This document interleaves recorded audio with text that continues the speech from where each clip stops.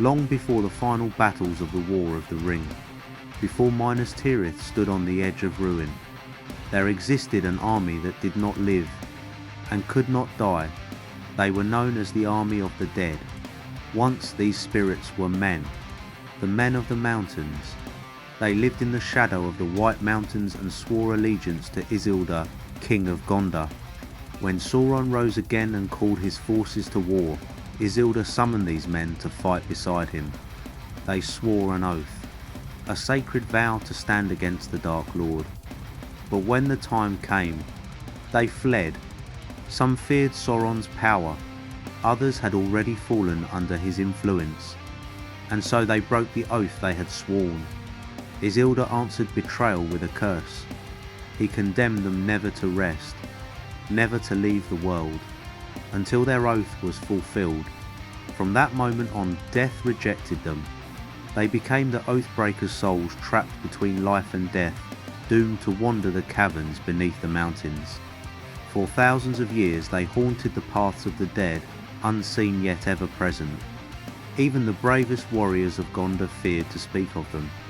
To look upon the army of the dead was to feel the weight of judgment itself. And there they remained, until the return of the king. When Aragorn, heir of Isildur, came into his destiny, he dared what no living man had done before.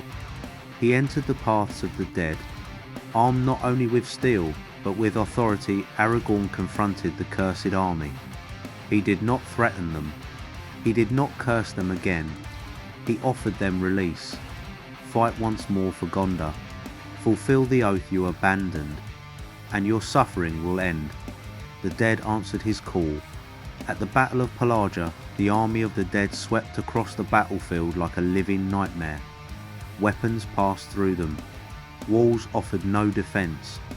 Fear spread faster than fire.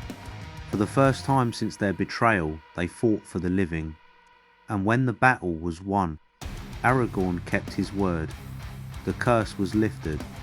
The army of the dead faded from the world, not screaming, not raging, but at peace. Their story remains a warning written into the history of Middle-earth. Oaths have power. Honor has consequence. If they finally stand and fight, and even the damned may find redemption.